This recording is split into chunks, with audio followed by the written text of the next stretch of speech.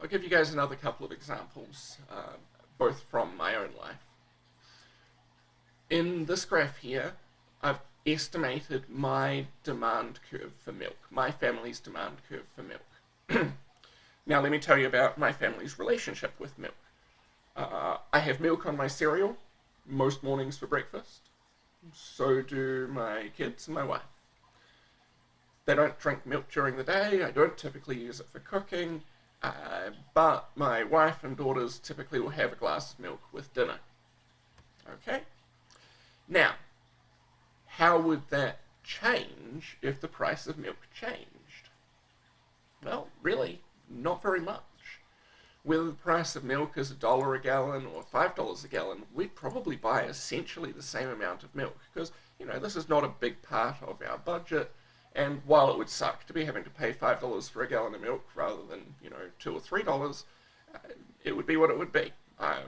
We probably would not change how much milk we drank very much. And so now, how that turns out looking in a demand curve is the demand curve looks really steep, yeah? We get relatively small changes in quantity for even a large change in price. On the other hand, there's lots of products where I'm very sensitive to price. So one example of that is ribeye steak. Now, I love ribeye steak. It's my favorite steak, but it's also expensive.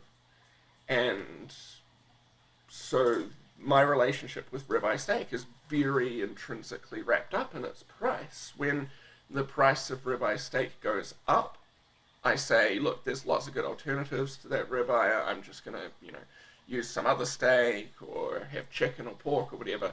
But when the price of ribeye falls, I really take advantage of it. I'll buy a lot of it. We'll have ribeye, a couple of times in a week, or maybe I'll freeze some. And so what this means is that how much ribeye I'm going to buy responds really strongly to the price. We end up with a really shallow demand curve here. Even for relatively small changes in price, we get a big change in the quantity of ribeye steak that I purchase.